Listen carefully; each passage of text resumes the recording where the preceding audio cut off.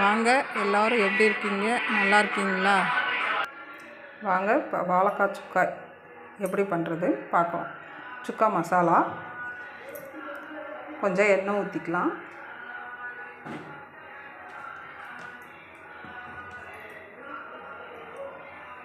எண்ணெய் ஊற்றிக்கிட்டு மல்லி விதை கொஞ்சம், 1 ஸ்பூன் ஜீரகம், 1 ஸ்பூன் சோம்பு,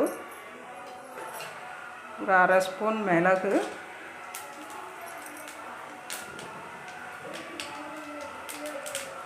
பட்டை, கிராம்பு, சின்ன பீஸ் இஞ்சி 2, 4-5 வெள்ளைப்பூடு எல்லாம் போட்டு வறுத்துக்கோங்க.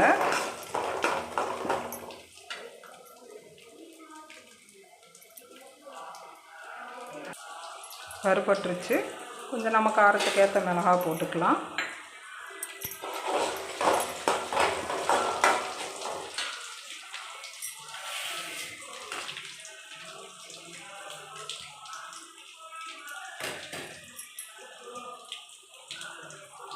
அதிலே கொஞ்சம் வெங்காயம்,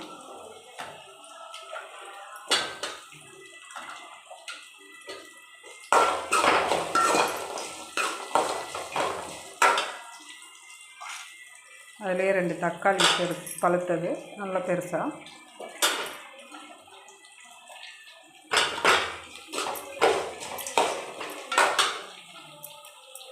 நல்லா வதக்கிக்கோங்க. பாருங்கள், தக்காளி வெங்காயம் இப்போ நல்லா வதங்கிடுச்சு.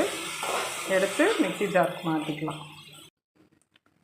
அதே எண்ணெயில் வாழைக்காய் போட்டு பொரித்து எடுத்துக்கலாம்.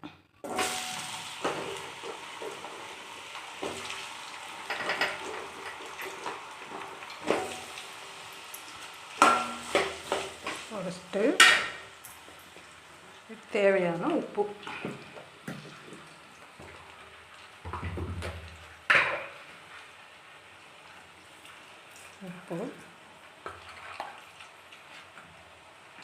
கரம் மசாலா,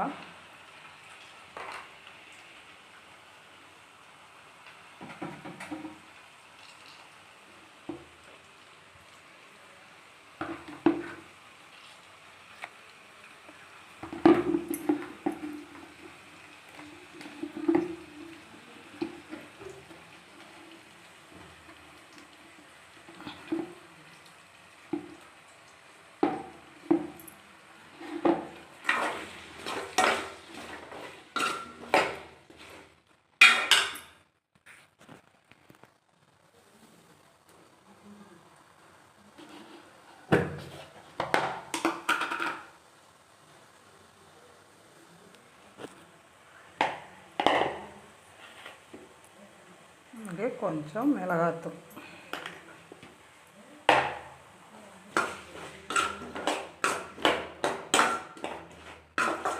நல்லா இதுலேயே ஒரு 1/2 வேக்காடு வதக்கிக்கலாம். அரைச்ச விழுதை ஊற்றிக்கலாம்.